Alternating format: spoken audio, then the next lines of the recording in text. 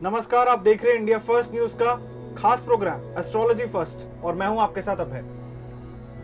America ने अपनी सेना को, जो कि 2002 से अफगानिस्तान में थी, उसको वापस बुलाने का निर्णय लिया है। 2002 से यह सेना अफगानिस्तान में रुकी हुई थी, जो कि अब पूर्णतः इसकी वापसी होगी सितंबर 2021 तक। पिछले साल पूर्व राष्ट्रपति अमेरिका के डोनाल्ड ट्रंप, उन्होंने ये कहा था कि हम अपनी सेना को अब अफगानिस्तान में रुकने नहीं देना चाहते।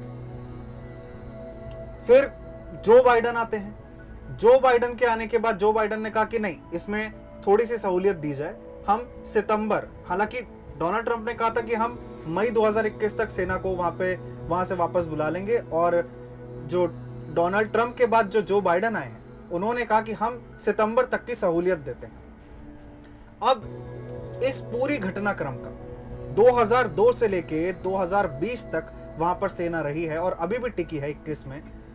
अब ये सेना अगर वापस लौटती है तो इसका क्या असर पड़ेगा वैश्विक परिदृश्य पे, अफगानिस्तान पे और भारत पे भी। इन तमाम मुद्दों पर बात करने के लिए हमने बुलाया है आचार्य राजेश जी को।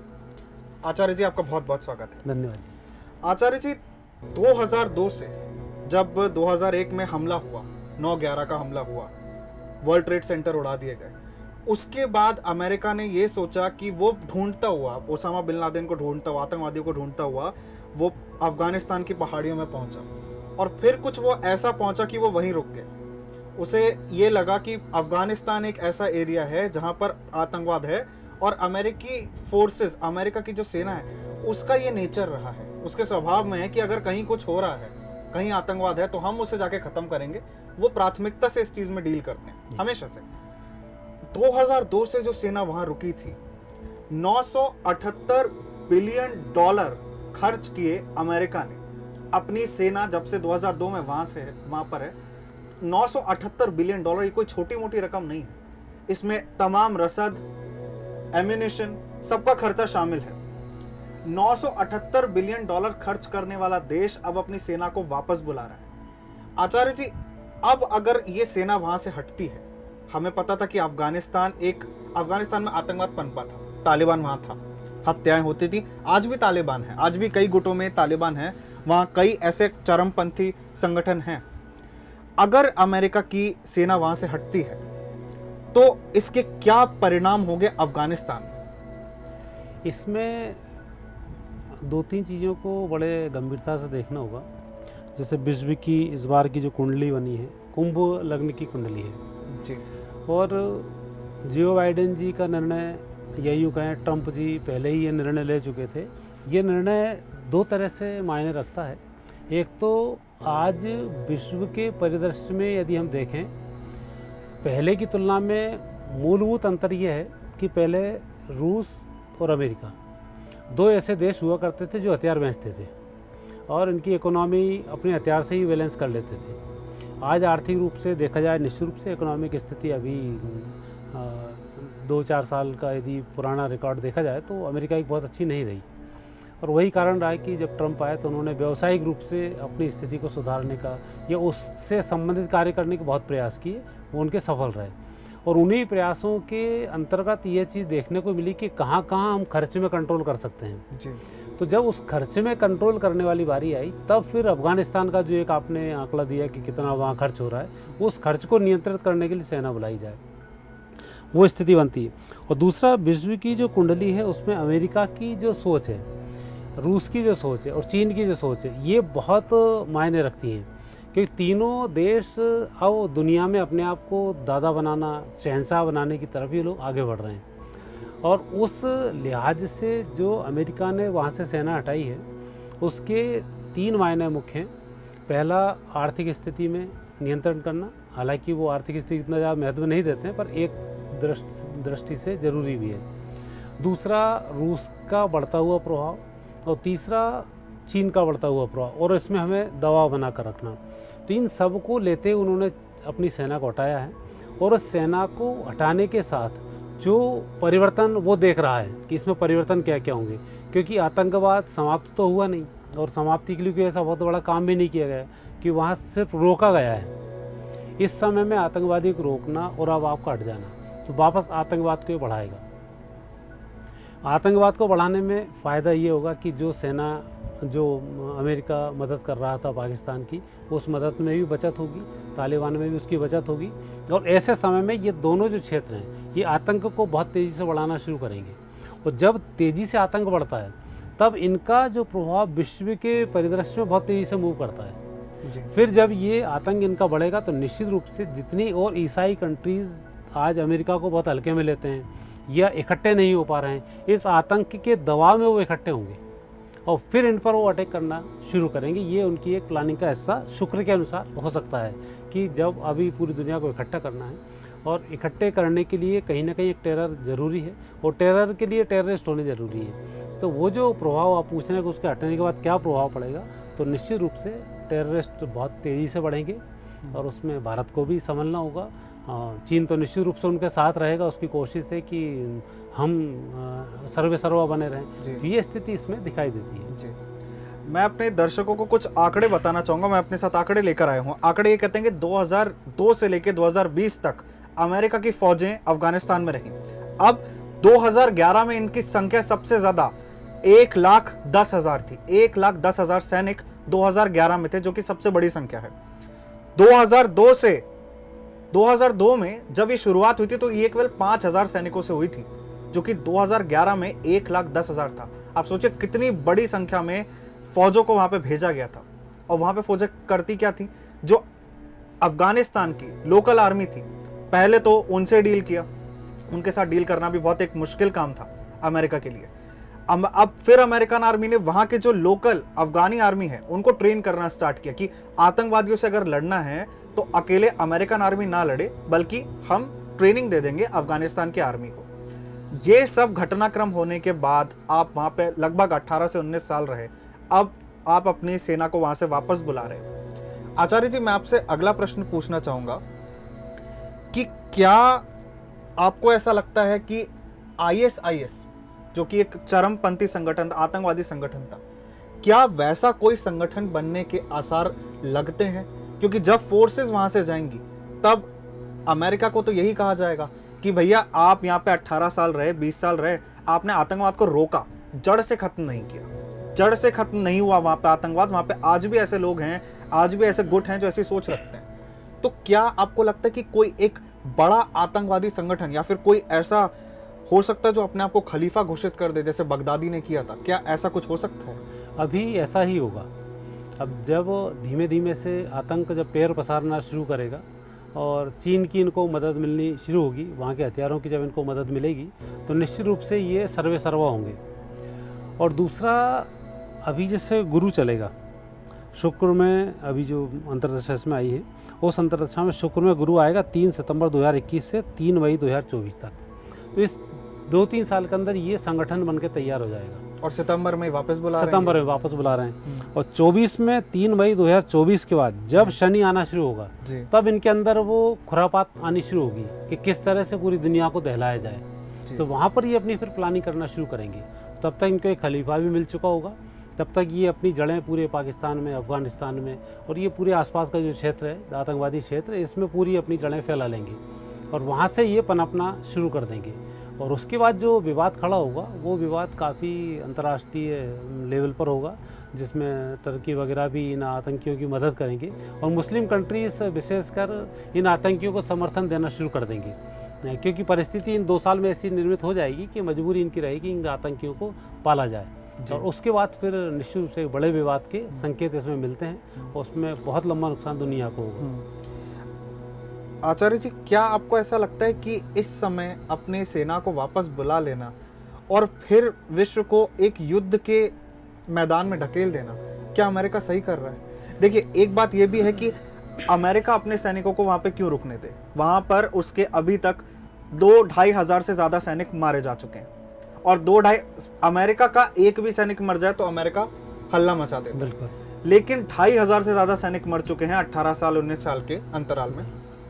अब ऐसे में अगर अमेरिका अपने सैनिकों को वापस बुला रहा है तो अमेरिका तो अपने सैनिकों का अच्छा चाह रहा है। वो नहीं चाहता कि उसके सैनिक किसी दूसरे देश में मरे।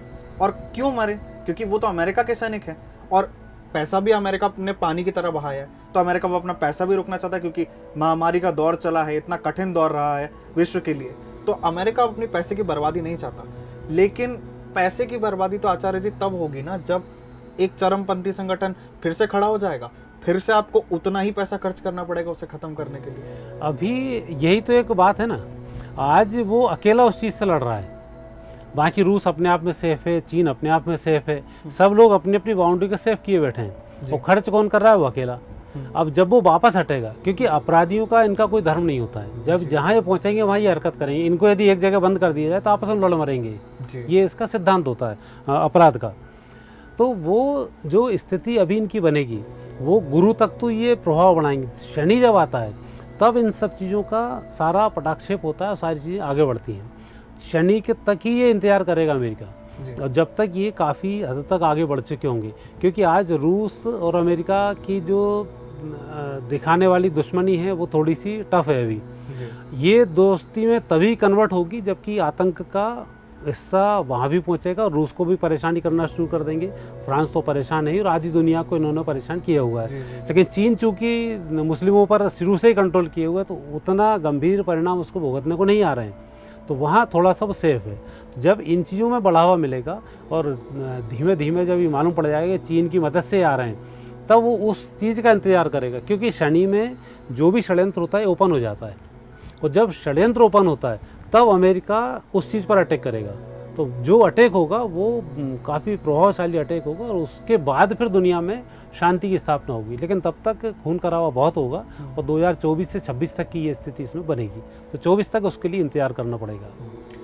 2024 तक एक स्थिति ऐसी बन सकती है, आचार्य जी हमें बता रहे हैं। आचार्य जी, मैं अपना अगला प्रश्न आपसे करूंगा कि अफगानिस्तान तो एक मुल्क है, उससे जुड़े हुए पाकिस्तान की सीमा भी लगती है, अब ईरान से भी लगती है अफगानिस्तान की सीमा, तो इन पड़ोसी मुल्कों पे क्या असर पड़ सकता है अमेरिका की सेना के चले जाने का?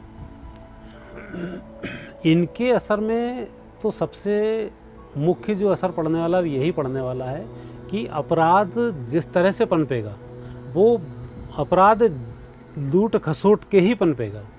मतलब पाकिस्तान की जनता के लिए बहुत अच्छा अब समय नहीं है। देखिए, पाकिस्तान में तो वैसे आटा दाल की कमी चल रही है, वहाँ पे राशन नहीं बचा है। वो भले नहीं बचाओ, लेकिन क्या होता है, व्यक्ति के साथ मनोबल भी होता है, कुछ परिस्थिति ऐसी होती है जिसके दम पर व्यक्ति टिका रहता है। ऐसा नहीं कि 20 दिन बाद पाकिस्तान नष्ट हो जाएगा, कुछ होगा, क्योंकि फिर व्यवस्था हो जाएगी। क्योंकि ये कई बार घटना आ चुकी है, पाकिस्तान के पास पैसे नहीं, पाकिस्तान कंगाल हो गया, दीवार, तो फिर भी चल ही रहा है, कोई ना कोई मदद करने को कोई ना कोई व्यक्ति आ जाता है। और जाको राखे साइयाँ मार सके ना कोई, तो वो भी स्थिति उनके साथ आ जाती है। पर ऐसी परिस्थिति में जो अपराधी तत्व जमा होगा वो वहीं मारना शुरू करेगा, वहीं मारकाट मचाएगा, वहीं से धन इकट्ठा करेगा, वहीं से फिर लड़ने की वो तैयारी करेगा। क्योंकि लड़ने के लिए अब उनको पता पड़ गया किस किस तरीके की वेपन्स की आवश्यकता है और क्या क्या हमें संसाधन जुटाने होंगे, और चीन उसमें किस तरह से इनकी मदद कर पाएगा। क्योंकि मदद रूस और चीन की तरफ से इनडायरेक्ट मदद इनको मिलेगी, कि रूस भी एक व्यावसायिक देश है। जैसे अभी आपने आर्मेनिया और अजरबैजान देखा, तो नियमानुसार तो आर्मेनिया की रूस को मदद करनी थी, लेकिन रूस ने उसकी आर्मेनिया की मदद नहीं की, जबकि आर्मेनिया को ने पटवा दिया। तो ये व्यवसाय का लक्षण है कि हमें कुछ नहीं होना चाहिए, दूसरा यदि मर रहा है तो मरे हो, मतलब बचाने के लिए खुद नहीं कूदेंगे, रस्सी पटक देंगे, बच गए तो बच गया, तो हमारी राम राम, नहीं बचा तो तू गया। तो वो स्थिति अब इनके साथ जो अभी तक चली हुई थी, उस स्थिति में बदलाव आएगा जो ग्रह योग है उसके अनुसार। तो ये जो जितनी कंट्रीज आप गिना रहे हो, ये सब मुस्लिम कंट्रीज एक होंगे अपराध को लेकर, और इनको अपराधी ही एक करेंगे, और नहीं होंगे तो इनको मारेंगे पीटेंगे। जो एक सौम्य दर्जे का इसमें व्यक्ति होगा उसकी पिटाई करेंगे, और जो उनके साथ जुड़ जाएगा उसके साथ ये जुड़े रहेंगे, तो आतंक ही फैलाएंगे। अब आतंक बढ़ने का अब समय शुरू हो रहा है, और 2 साल में आतंक बहुत चरम पर होगा, और निश्चित रूप से ये विश्व के लिए खतरा बन जाएगा। आचार्य जी, आप ज्योतिष हैं, ज्योतिष भविष्य देख सकता है, क्या आपको लगता है कि वैश्विक परिदृश्य पे इसका कोई असर पड़ सकता है? क्योंकि जैसे ही सेना वहां से जाएगी, कोई ना कोई संगठन, ये दुनिया जानती है कि कोई ना कोई संगठन ऐसा होगा जो बोलेगा हमने अमेरिका की फोर्सेस को खदेड़ दिया। हाँ, हमने जबकि उन्हें नहीं खदेड़ा है, अमेरिका अपनी मर्जी से जा रहा है, क्योंकि वो और कितने साल रुकेगा वहां पे। लेकिन कोई ना कोई संगठन आएगा जो बोलेगा हमने खदेड़ दिया, हमने हार नहीं मानी। बिल्कुल। फिर एक संगठन खड़ा हो जाएगा। अब इस चीज का वैश्विक परिदृश्य पर अमेरिका में भी, अगर अमेरिका में आने वाले कुछ सालों में, हालांकि अमेरिका फुल प्रूफ है, अमेरिका ऐसा देश है जहां पे 2001 के बाद से 2001 का जो हमला हुआ था वो आखिरी हमला साबित हुआ था। उसके बाद से अभी तक कोई बड़ा आतंकवादी हमला अमेरिका में नहीं हुआ है और ये एक अच्छी बात है।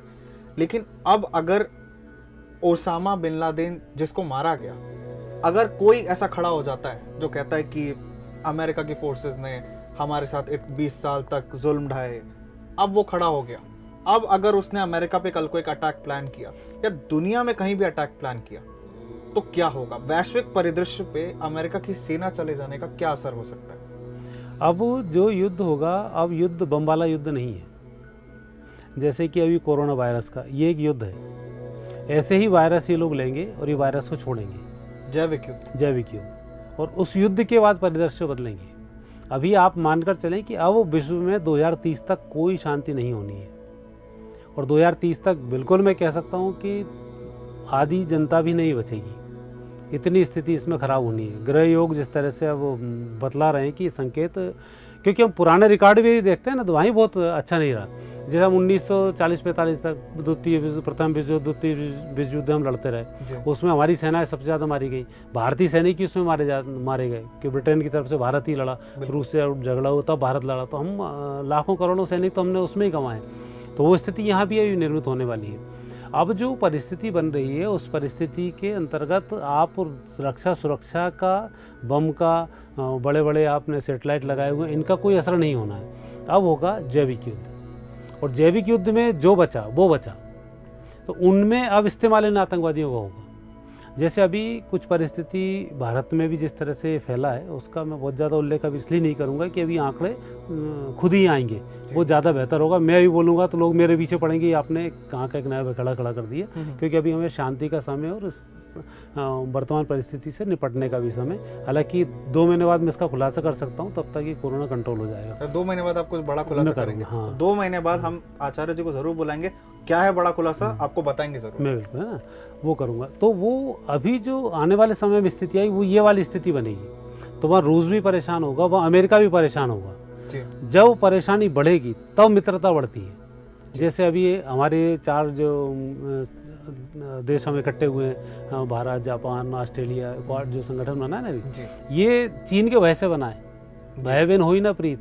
तो जब भय फिर वैसे व्याप्त होगा, तब फिर एक संगठन नया तैयार होगा 2024 में। फिर वो संगठन दुनिया के लिए काम करना शुरू करेगा। पहले तो ये खुद अपनी रक्षाएं करेंगे, और उस स्थिति के बाद फिर जो शांति की बात होगी फिर होगी। लेकिन तब तक काफ़ी विपरीत स्थिति हर देश को देखनी पड़ेगी। आचार्य जी, अमेरिका की फोर्सेस तो वहाँ से जाएंगी और सितंबर में वो पलायन कर जाएंगे, वापस वो चले जाएंगे। अगर वो पलट कर वापस चले जाते हैं, तुरंत कुछ ना कुछ होगा, जैसा आप और मैं जानते हैं, आपने मुझे भी बताया। पर इसका भारत पे क्या असर पड़ेगा?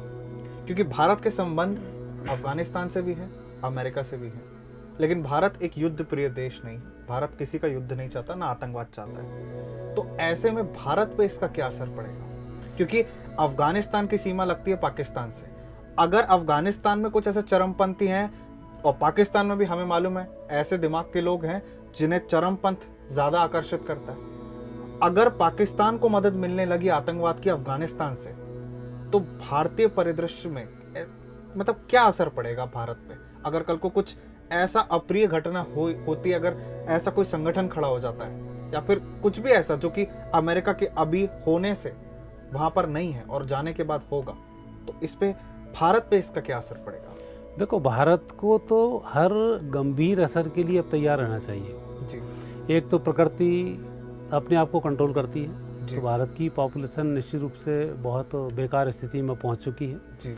आज 140 करोड़ लोगों में से 1% लोग भी परेशान नहीं हुए हैं, और हमारे यहाँ ऑक्सीजन का हाहाकार मच गया। जी बिल्कुल। खाली 1 करोड़ व्यक्ति परेशान हुआ, और 140 करोड़ में 1 करोड़ की क्या वैल्यू है? आप उनकी व्यवस्था नहीं कर पाए, तो 140 करोड़ का क्या है? 140 बोलकर करोड़ लगाने से शब्द बड़े आसान दिखते हैं कि 140 जी, लेकिन जब इनको मल्टीपल करके और सोच के बिंदी लगा के शुरू करेंगे, तब मालूम पड़ेगा कि कितनी बड़ी पॉपुलेशन है। तो वो अब कोई कंट्रोल नहीं कर पाएगा, और हमारे ऐसे साधन संसाधन और ऐसा धनाढ़ स्थिति भी नहीं है कि हम 140 करोड़ लोगों के लिए, यदि हम हमारे सालाना बजट देखें तो 500, 700, 1000 रुपये हर व्यक्ति के हिस्से में आता है, तो उसमें ऐसी बहुत बड़ी व्यवस्थाएं भी हम कर लें, इसकी संभावनाएं नहीं है। तीसरा, भारत के विपक्ष की स्थिति बहुत अच्छी नहीं है, क्योंकि जब भी बात करें तब वो लूटने और खर्चे की बात करता है। आज यदि जो व्यक्ति वैक्सीन ले रहा है उस वैक्सीन के पैसे दे के वैक्सीन ले ले तो भी भारत का भला हो सकता है, नहीं तो 140 करोड़ लोगों को वैक्सीन लगाने में भारत का एक लंबा खर्चा होगा। तो उन सब स्थितियों को देखते हैं तो आर्थिक रूप से भारत अभी दिख जरूर रहा है अच्छी व्यवस्था, लेकिन आने वाले समय में अर्थव्यवस्था चरमराएगी। बहुत अच्छा शासन और बहुत अच्छी स्थिति नहीं रही तो वो वैसे नहीं रहेगी वो, क्योंकि अभी यहाँ जिस तरह से बंगाल में भी हो रहा है वैसे हर जगह होना शुरू हो जाएगा तो ना मानव अधिकार कुछ कर पाए ना कुछ कर पाए। और भारत के वैसे भी बहुत सारी व्यवस्थाएं बहुत लाचार हैं, तो जिसमें अपराधियों के लिए ही भारत स्वर्ग इसलिए कहा जाता है कि अपराधियों के लिए भारत स्वर्ग है। तो इन सब चीज़ों का फ़ायदा आतंकी उठाएंगे और भारत के अंदर अव्यवस्थाएं फैलना इसमें शुरू होंगी। तो भारत एक अव्यवस्थाओं को नियंत्रित करे, उसके लिए भारत को बहुत तेज़ी से प्रयास करना चाहिए, नहीं तो निश्चित रूप से जो अव्यवस्थाएं फैलेंगी ये भारत के ऊपर अटैकिंग रहेंगी। 370 का मामला भी हटा लिए लेकिन ठंडा नहीं हुआ है ना। और भारत की जो भी सीमाएं हैं वो सीमा भी आज बहुत अच्छे से सुरक्षित नहीं है, क्योंकि हम कह सकते हैं, पेपरबाजी कर सकते हैं, बता सकते हैं, लेकिन हम आए दिन जो घटनाएं देखते हैं उस घटनाओं से तो प्रूफ है कि कोई व्यक्ति भारत कभी भी कैसे भी आ सकता है और कई करोड़ों लोग यहाँ आ भी गए। तो जो अंतर द्वंद्व की स्थिति भी बनती है। तो इन सब परिस्थितियों को देखते हुए भारत के लिए भी ये घटनाएं बहुत सेफ नहीं है। भारत को इसमें सुरक्षित रखना होगा, क्योंकि अंतर्राष्ट्रीय लेवल पे जब भविष्यवाणी करते हैं, भारत का भविष्य देखते हैं, तो 2025 के बाद भारतीय संस्कृति का बोलबाला तो आता है कि भारतीय संस्कृति की विजय होगी, आने वाले समय भारतीय संस्कृति को लोग अपनाना शुरू करेंगे, लेकिन इन सब में 2030 आएगा। पर 2030 से पहले और आज जिस घटना का आप जिक्र कर रहे हैं कि इन आतंकियों का क्या होगा, तो निश्चित रूप से ये आतंकी भारत के लिए घातक सिद्ध होने वाले हैं। और भारत में यदि एक नहीं रहे या यहाँ की जनता ने ये सोचा कि हम अलग अलग विभागों में, हम अपनी जातियों में बटे रहे, तो भारत का भविष्य बहुत अच्छा आने वाले समय में नहीं है। आपको एकजुटता का परिचय देना होगा और भारत के राजनेताओं के साथ आपको भी कदम ताल करना होगा, आपको भी अपनी जिम्मेवारियाँ समझनी होगी, तब जाकर कहीं कुछ अच्छा होगा। अन्यथा बुरे की संभावना ज़्यादा है, अच्छे की संभावना कम है। आचार्य जी, मेरा अंतिम प्रश्न, वैश्विक परिदृश्य आने वाले 10 सालों में कैसा होने वाला है? आने वाले 10 साल हाहाकार वाले साल हैं। यह बहुत अच्छी आप उम्मीद लगाकर नहीं रखें, क्योंकि जो परिस्थिति अब बन रही है ये परिस्थिति प्रकृति ही बना रही है जी। और चूँकि 2031 तक का ये सारा ब्रह्म सदी चल रही है, और उस ब्रह्म की जो सदी होती है ब्रह्मा जी उसको कंट्रोल करते हैं, और उसमें विष्णु सदी है, विष्णु जी इसको कंट्रोल करते हैं। जब विष्णु जी कंट्रोल करते हैं तो इसका ज्योतिषी भी बहुत अच्छा आकलन नहीं लगा पाते हैं, क्योंकि वहाँ तक हम 50% तक पहुँच सकते हैं और साधना के द्वारा 75% तक, और 100% नहीं पहुँच सकते। अभी आपने देखा हो बहुत से ज्योतिषियों के आकलन चुनाव को लेकर गलत आ रहे हैं, दूसरे लेख को लेकर गलत आ रहे हैं, उसके पीछे सबसे बड़ा कारण वही है। तो उस परिदृश्य में यदि हम देखते हैं तो विश्व में उथल पुथल ही इसमें मची रहेगी। हर देश अपने आप को सर्वेसर्वा बनाने की कोशिश करेगा, सेव करने की कोशिश करेगा, क्योंकि एक समय वो था जबकि हथियार रूस के पास होते थे, अमेरिका के पास होते थे, चीन के पास होते थे। अब तो छोटे छोटे देशों को भी वो टेक्नोलॉजी आ चुकी है और सब अपने अपने हिसाब से डेवलप हो रहे हैं। और आपने देखा होगा आज कोई एक नई मिसाइल छोड़ता है, कोई दूसरा कर देता है, फिर कोई तीसरा कर देता है, रोज़ टेस्ट हो रहे हैं। तो उस टेस्टिंग में आने वाले समय में मुझे नहीं लगता कि 5 साल में पूरी दुनिया में कोई अलग से टेक्नोलॉजी किसी देश के पास रहे। जैविक हथियार सब तैयार करना शुरू जो है ग्लोबल तो वो स्थिति अब इसमें बन रही है। तो जब सब चीज़ ऐसी हो जाए तो हाहाकार मचने की संभावना होती, जब तक कोई एक होकर कोई ठोस निर्णय ना करें। और ठोस निर्णय करने की स्थिति अभी दिखाई नहीं देती, क्योंकि अभी हर व्यक्ति को लगता है मैं नंबर 1 बन जाऊँ, हर व्यक्ति को लगता है कि मेरी टेक्नोलॉजी बिके, हर व्यक्ति को लगता है कि मैं सबसे ज़्यादा सुखी संपन्न बना रहूँ, बाकी लोग गरीब बने रहें, उनका शोषण कैसे किया जाए। तो जब तक कि ये 3-4 चीज़ें जिंदा हैं तब तक परिदृश्य बिल्कुल बिगड़ा होगा, और इन सब में सुधार आते आते 10 साल लग जाएंगे, क्योंकि पूरी दुनिया है, उनको इकट्ठा करना एक दिन का काम नहीं होता है। तो परिस्थिति ही इनको इकट्ठा कर पाती है, उस परिस्थिति का आपको इंतजार करना पड़ेगा जी। तो हमने आचार्य जी से बात करी तमाम उन मुद्दों के बारे में जो अमेरिका की फोर्सेस अफगानिस्तान से जाने के बाद कैसा असर होगा देश पर, दुनिया पर, क्या स्थितियां बनेगी। आचार्य जी ने हमें तमाम बातें बताई और तमाम भविष्यवाणियां की। आगे भी हम आचार्य जी से उनको बुलाकर ऐसी ही बातें करते रहेंगे, अलग अलग विषयों पर प्रकाश डालते रहेंगे। रही बात अमेरिका की, अमेरिका का ये डिसीजन, अमेरिका का ये जो चुनाव है कि वो अपने सैनिक वापस बुला रहा है, ये कितना सही और कितना गलत साबित होगा, या क्या इसमें अमेरिका का कोई स्वार्थ निहित है, क्या इसमें वैश्विक परिदृश्य के साथ एक बहुत बड़ा फेरबदल होने की संभावना है, यह आने वाला समय बताएगा। अभी के लिए आपसे विदा लेते हैं, फिर मिलेंगे इंडिया फर्स्ट के एस्ट्रोलॉजी फर्स्ट में किसी नई शख्सियत के साथ। तब तक के लिए नमस्कार।